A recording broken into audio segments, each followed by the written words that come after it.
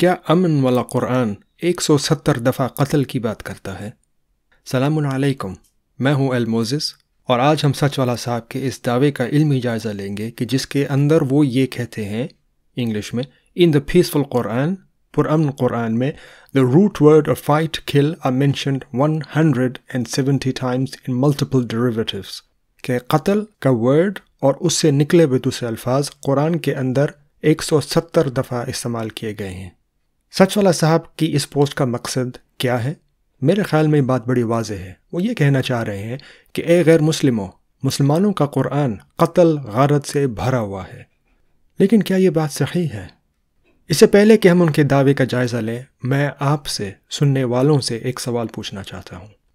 اگر میں آپ سے یہ کہوں مودی صاحب نے اپنے بھاشن میں 10 دفعہ اٹیک کا ورڈ یوز کیا، لیکن میں آپ کو یہ نہ بتاؤں کہ انہوں نے اپنے اسی بھاشن میں پیس کا ورڈ 30 دفعہ استعمال کیا تھا، تو کیا آپ مجھے سچ بولنے والا آدمی بولیں گے یا ایک ادھورا سچ بولنے والا آدمی؟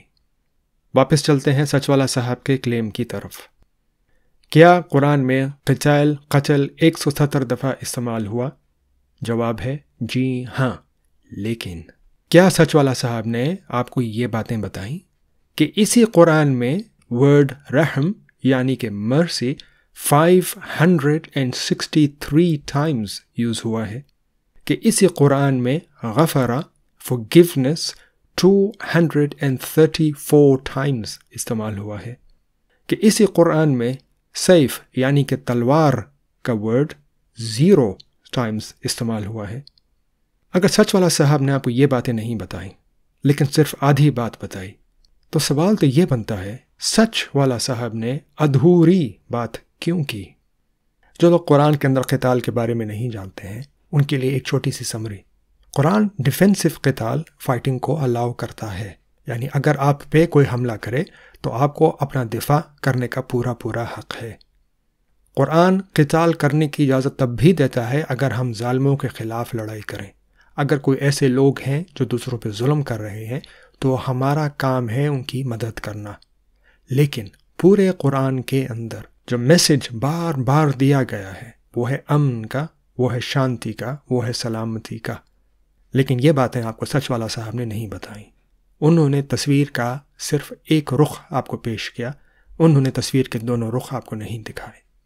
تو پھر سچ والا صاحب نے یہ ادھورا سچ کیوں بولا؟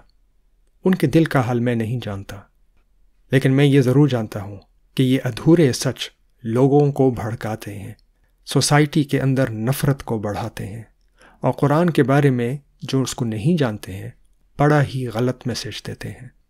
سچ والا صاحب اپنی بات رکھیے، ضرور رکھیے، مگر برائے مہربانی ایک علمی بات رکھیے اور ادھورا سچ نہ پیش کیجیے۔ سچ والا صاحب کے فالوورز کو میری طرف سے جاتے جاتے ایک چھوٹا سا پیغام۔ مجھے پتا ہے کہ آپ لوگوں کو مسلمانوں سے تاریخی شکایات ہیں، اور مجھے یہ بھی پتا ہے کہ آپ کو اچھا لگتا ہے کہ ایک مذہب کو ماننے والوں کو ایک بھرپور طریقے سے کوئی چیلنج کیا جا رہا ہے۔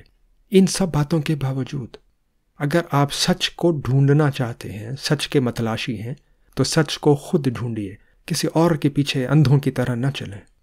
آپ سے جو کوئی بھی بات کرے اس کے ریفرنسز کو چیک کریں، جیسے کہ میں نے آپ سے بات کی، میرے جا کے ریفرنسز کو چیک کریں۔ مثال کے طور پہ کیا قرآن نے واقعی اتنی زیادہ دفعہ رحم اور مغفرت کے ورڈز استعمال کیے ہیں بجائے قتل کے یا نہیں؟ اور آخر میں سچ والا صاحب کے الفاظ میں ہی میں یہ بات کہوں گا، ہمیں کسی کا بھی علمی غلام نہیں بننا چاہیے، حتیٰ کہ وہ سچ والا صاحب ہی کیوں نہ ہوں۔ آخر میں میری بات کو سننے کے لیے آپ سب کا بہت شکریہ۔